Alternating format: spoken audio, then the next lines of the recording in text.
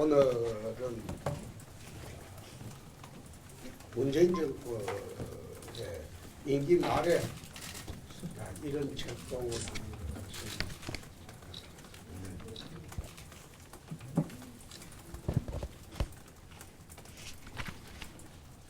것이 26년대 대선을 6번 치르고 있는데 이런 일이 처음입니다.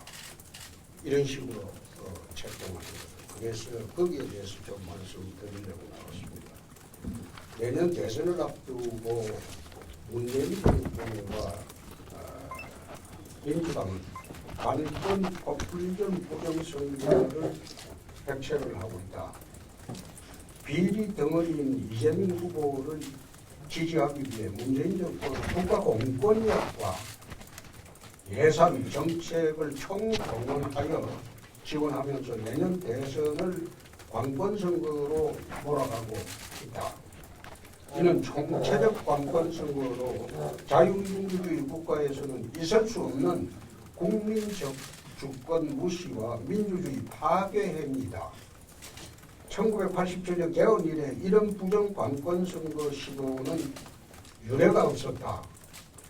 국회 180석 의석과 임기말 국정 지지율만 믿고 지금 힘으로 밀어붙이고 있다. 문 정권은 총체적 관권선거 책동을 즉각 중단해야 한다. 우리 국민들은 현 정권의 국민적 주권 부정과 반민주주의 작태를 결코 용서하지 않을 것이다. 첫째, 청와대 상춘대 밀약에서 무슨 협잡이 오고 갔는가? 문재인 대통령과 이재명 후보는 지난 9월 26일 본관이 아닌 자동 녹음이 안 되는 상춘대에서 만나 밀담을 나누었다. 약 50분 동안 선거 지원과 대장동 비리, 퇴임 후 안전보장 등 다양한 논의를 했을 것으로 보여진다. 무슨 거래와 협잡이 있었는가? 총체적 당선 지원과 퇴임 후 안전을 밀약했는가? 대장동 특검 거부와 봐주기 수사를 약속했는가? 특검을 거부한 채 이재명 구하기 수사로 일관한다면 나는 내년 대선胜利 후에 대장동 비리 재수사를 통해서 실체적 진실을 밝히고 이재명 구하기 수사를 지시하고 실행한 검은 세력들에 대해서도 응단할 것이다. 검찰은 대장동 수사에 대해 청와대로부터 어떤 가이드라인을 받았는가?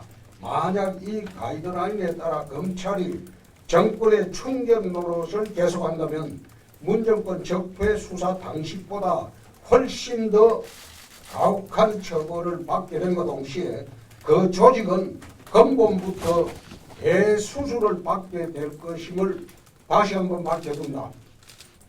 둘째, 이재명 대장동 특검을 즉각 실시하라.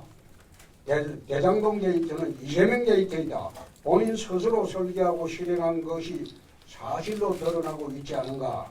이재명, 유동규, 김만배는 한 배를 타고 이해를 같이 하는 범죄 공동체이다.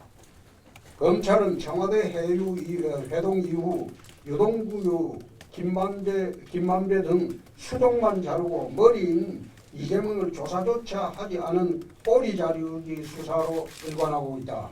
이런 검찰의 수사를 맡길 수 없다. 즉각 특검을 받아들이고 공정한 수사를 해야 함을 다시 한번 천명한다. 그렇지 않으면 문 대통령은 퇴임 후에 그 책임을 면할 수 없을 것이다. 셋째, 선거 중립 내각을 구성하라. 현재 문재인 정권 내각을 보면 국무총리를 비롯해서 국정원장, 법무부 장관, 행정안전부 장관 등 선거에 영향을 미칠 수 있는 모든 주무장관들은 모두 민주당 출신 정치인들이다. 역대 정권은 늘 임기 말 대선에 선거 중립 내각이나 거국 내각을 구성하여 공정선거와 상권 분립 정신을 지켜왔다. 민주주의는 실질적으로나 절차적으로 모두 그 공정성과 정당성이 담보될 때 펴진다.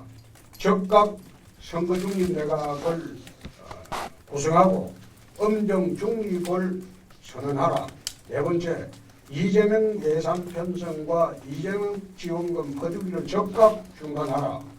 내년 예산심사에서 민주당은 이재명 후보 당선을 위한 예산이 편성되고 있다. 그 규모는 내년 예산안 604조에 무려 30조 이상을 증액하려 하고 있다.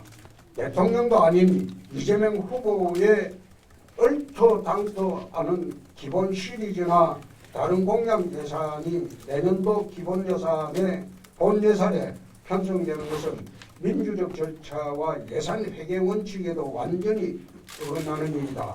특히 작년 4.15 총선에 맞추어 전국민 재난지원금 14조 3천억을 풀어 사기 총선을 시도하더니 이번에 또 자유당식 공신선거를 획책하고 있다. 무너진 경제 펀더멘탈을 재건할 생각은 하지 않고 국가부채 천조 시대를 만들어 놓고 또다시 빚잔치에 몰두하고 있다. 올해 2월 문 대통령이 코로나19를 벗어날 즈음 사기 진작용 전국민 위로금을 지급하겠다고 말을 했고, 최근 이재명 후보가 대선용 현금 살포를 하겠다고 또 했다. 국가 채무 1천조 시대에 위드 코로나로 전환한 시점에서 내년 대선 투표를 코앞에 두고 지급될 재난지원금은 선거용 국민 매표 행위에 불과하다. 세수 초과분은 부채 상환이나 서민 복지에 투입하는 것이 바른 국가 운영이다. 현 정권과 민주당에게 공개 요구한다. 행정부 권력은 대선에서는 중립으로 두어야 한다.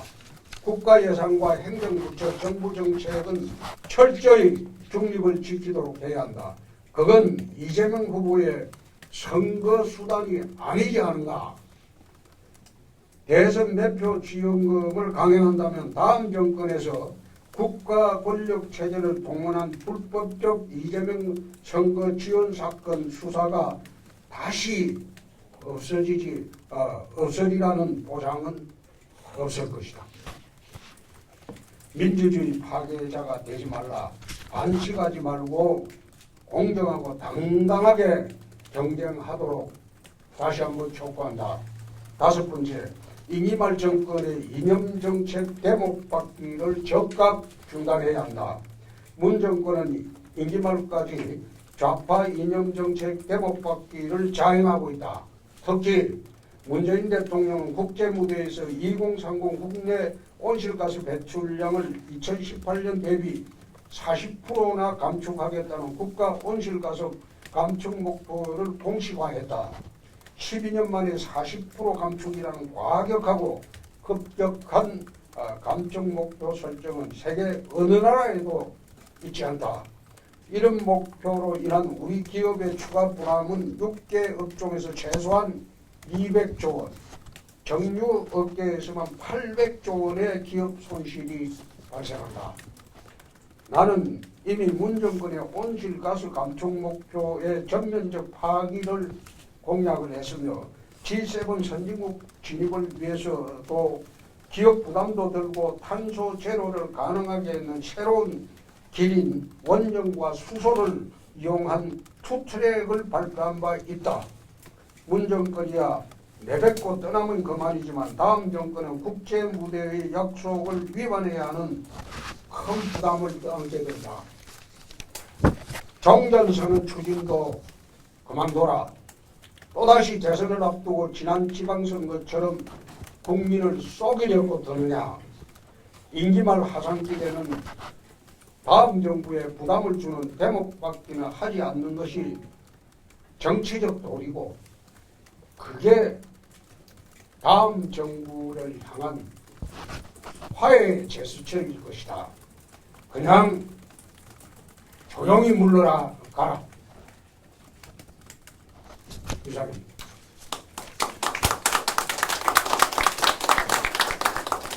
자, 질문이 있습니다.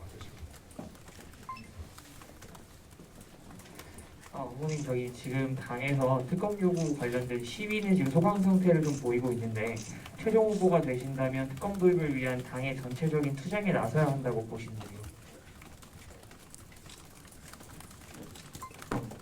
그렇습니다.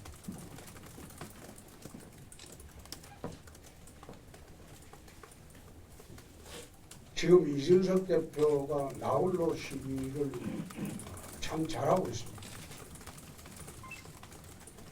후보가 되면 이 대표와 함께 특검 투쟁에 나설 겁니다.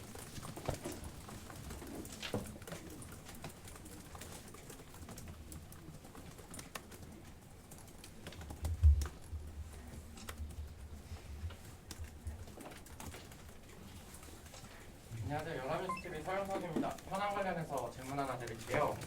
어저께 홍어준표 논란이 지금까지 계속 이어지고 있는데요. 호남 민심 악영향 둘째치고 호남 분들이 상처를 많이 받으셨을 것 같아요. 어떻게 생각하시는지 말씀 주세요.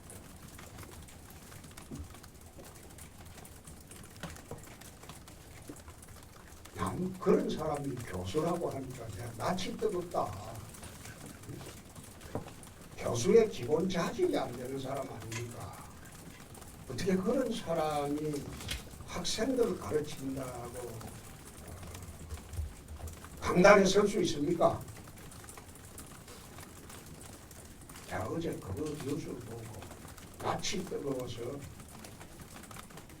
참 어떻게 저런 사람이 교수라는 타이틀을 가지고 학생들 앞에 서느냐 그런 생각을 했습니다.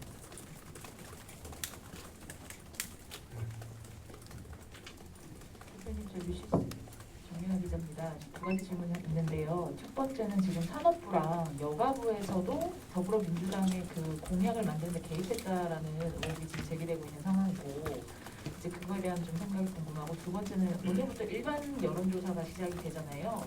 어제랑 그제는 이제 당원 대상 투표가 진행되고 있고 좀 어떻게 지금 얼마나 유리하다고 좀 보시는지 어떻게 상황이 흘러가고 있다라고 판단하고 계신지 궁금합니다. 감사합니다. 어차피 제가 집권하면 여가부는 폐지됩니다. 그래서 거기에 대해서는 폐지될 부처에서 무슨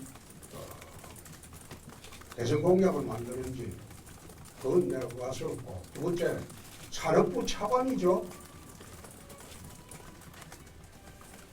아마 파면될 겁니다. 파면되고 선거 중립 여부 위반한 게 문제되면 그 친구도 감옥 가야 될 거예요.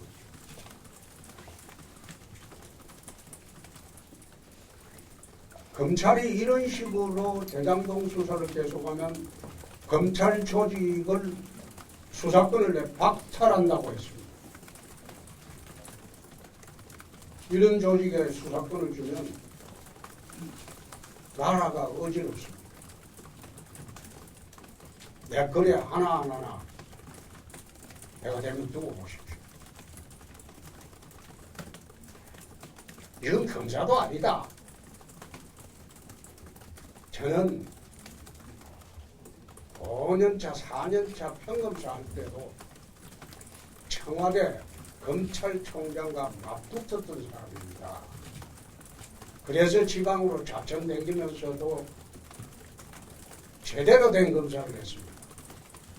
이건 검사도 아니고 이거는 앉아서 아무런 수사 능력도 없고 내가 요즘 수사하는 거 보니까 기가 막힌 게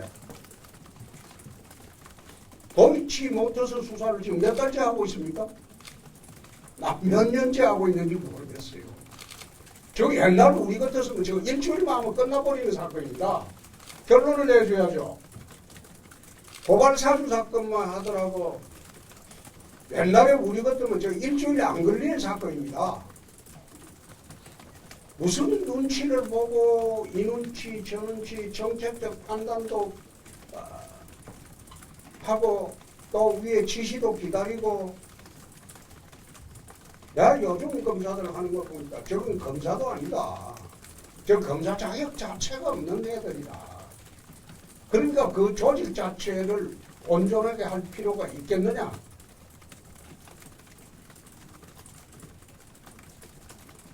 내가 검찰 잘합니다.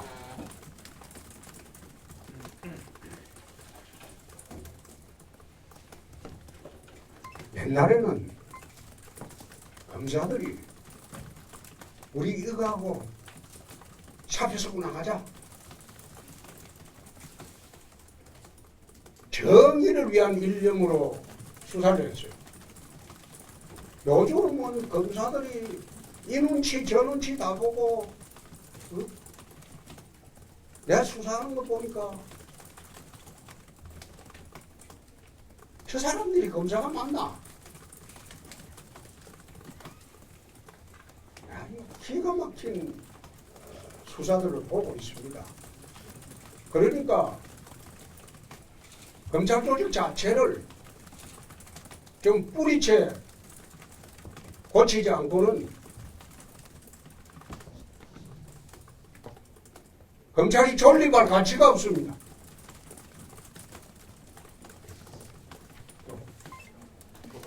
아니 아까 그 지금 사태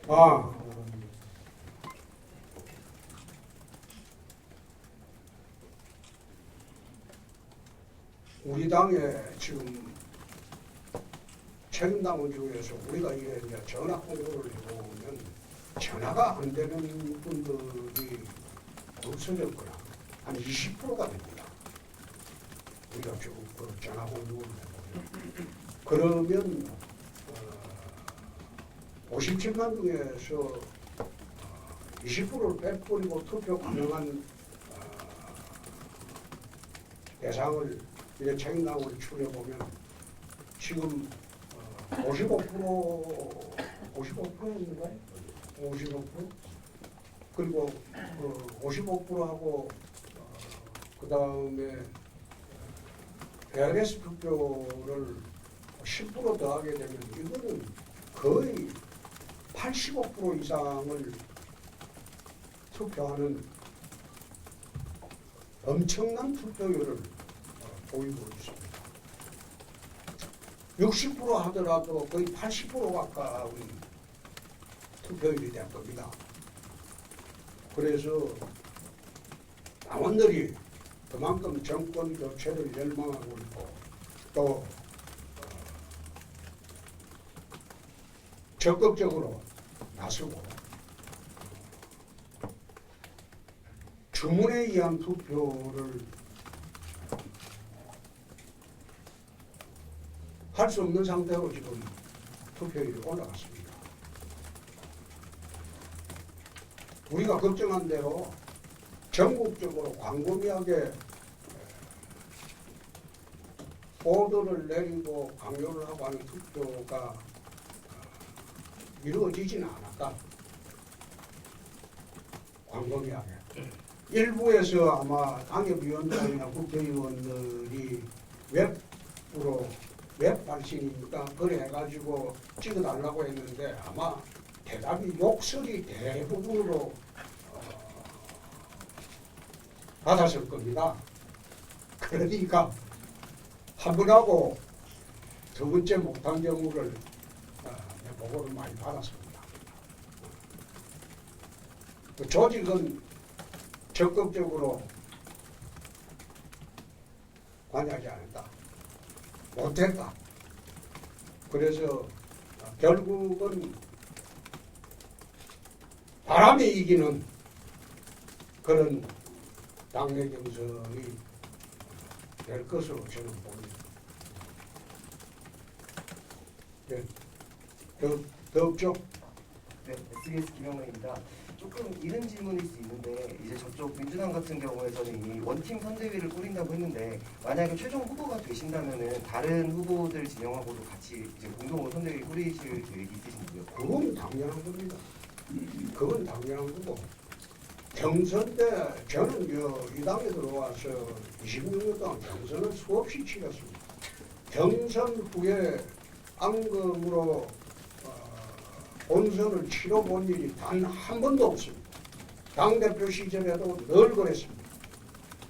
저를 지지하지 않았던 분들도 당직에, 주요 당직에 기용한 사례도 저는 참 많습니다. 정선은 각자 후보를 위해서 띄워주는 게 거기서는 난 이의가 없습니다. 심지어 유일한 계보로 여겼던 사람도 지난 4월에 내가 불러가지고 윤석열 후보진으로 가라. 이중생활 하지 마라. 얼마나 답답하겠느냐. 경남에 가서는 홍준표 지지한다고 하고 서울 와서는 윤석열 지지한다고 그런 식으로 이중생활하는 게 얼마나 답답하겠느냐. 내가 가라고 했습니다. 또 내가 친한 윤희석 대변인도 그쪽으로 간다고 문자 왔을 때 가서 열심히 하라고 했습니다. 경선 후에 한 팀이 될 테니까 그쪽에 가서 열심히 하라. 그런 이야기를 했습니다. 그거는 당내에 워낙 많은 경선을 치러봤기 때문에 경선 때의 그 상황을 그게 경선 끝나고 난 뒤에 본선까지 끌고 가는 거 그거는 소임대나 할 짓입니다. 나는 그래 하지 않습니다. 경선 끝나면 날 배신하고 간 그 한 사람도 내가 돌아오라고 할 겁니다.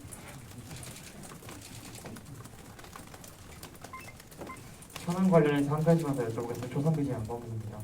대선 출마를 선언한 안철수 국민의당 대표가 오늘 언론 인터뷰에서 단일화는 하지 않겠다라고 했는데 최종 후보가 되신다면 좀 어떻게 하실 생각인지 여쭤보고 싶습니다. 지금 단일화 한다면 안철수 후보의 지지하는 사람들이 안 후보를 계속 지지하겠습니까? 단일화 한다면 대선 출마 자체가 자기 몫을 찾기 위한 대선 출마밖에 안 되죠. 그래서 그렇게 말씀하시는 것은 나는 당연하다고 봅니다. 아마 홍준표가 후보가 되어야지 대한민국 중도의 대표적인 성격을 갖고 있는 안철수 후보와 단일화 되기가 훨씬 용이할 겁니다. 내 말이 틀린다 안 틀린다 나중에 보십시오. 또 오늘은 정광 기자가 조용하네. 네, 뉴스원 손인혜입니다. 어제까지는 불법 선거운동을 윤석열 캠프 측은 했다고 이제 문제 제기하시고 법적 대응도 하시겠다고 했는데 오늘은 좀 거기서 입장이 변화하신 건가요? 내가 이야기를 했습니다. 우리 조직적으로 캠프에서 이야기했지. 우리 캠프에서 이야기했지. 나는 이야기 안 했죠. 후보님이랑 캠프가 그런 입장이 다르신 거예요? 그건 질문 자체가 아주 좀 그렇습니다. 그런 걸 질문한 거 아니죠. 어떤 점이 그런지. 그것까지 내 설명을 해야 됩니다. 자, 정동 기자. 대기한 정도원입니다. 아까 판세에 대해서 말씀하셨는데 오늘 보시면 이제 상대 후보에 대한 언급은 최대한 삼가시고 좀 이렇게 타겟을 문정권과 이재명 후보에게로 옮긴 것 같다. 좀 어제하고 그저께 대구하고 부산을 다니시면서 좀 경선 승리에 대한 확신을 좀 어떻게 체감하신 건지 그거 여쭤보겠습니다.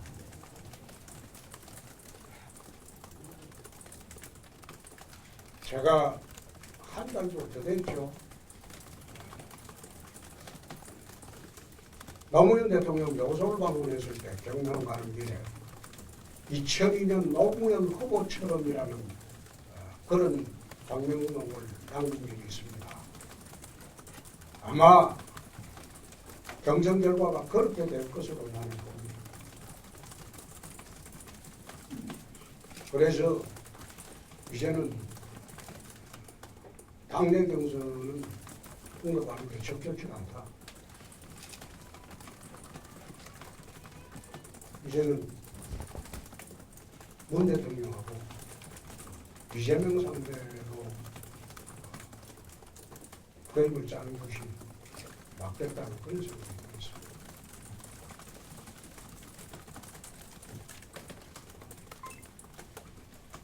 연합뉴스 TV 서영석입니다. 앞으로 남은 2일 어떻게 보내실 건지 좀 말씀 부탁드릴게요. 최종 후보 선출까지.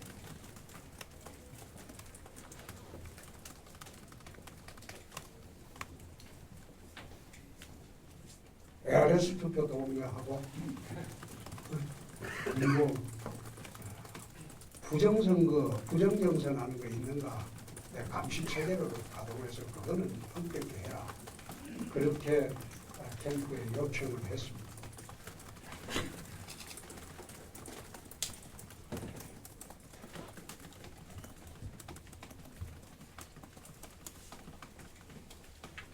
내가 이기면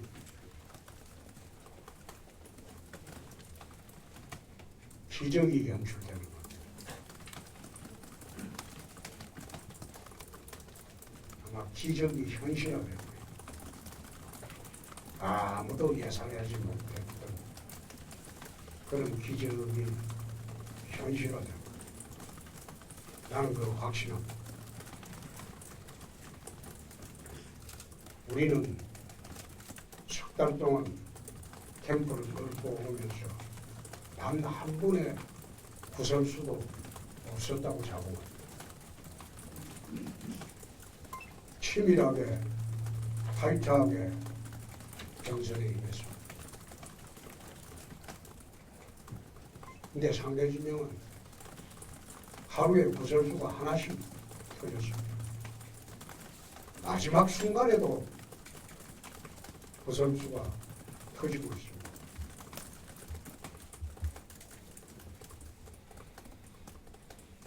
저희 캠프가 잘했다기보다 상대 캠프가 방만하고 정치를 처음 하다 보니까 근데 호남 비하 발언을 하고 호남 인사 한 두세 명만 영입하면 그게 희석되는 줄 알고 있었고 또 청년청 지지가 없으면 청년 두세 명 데리고 오는 것으로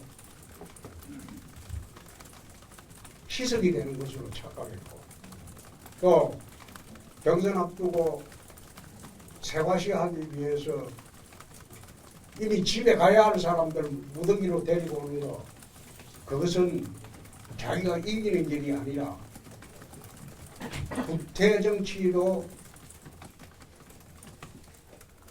돌아가는 그런 결과를 낳았습니다. 정치 경력으로 보면 제가 부태로 몰려요. 그렇죠? 근데 거꾸로 되었지 않습니까? 구태로 몰린 사람은 오히려 상대 후보였지 않습니까? 그래서 경선 결과는 기적을 연출한다고 하는 겁니다. 다 됐죠? 더 없죠? 이상입니다.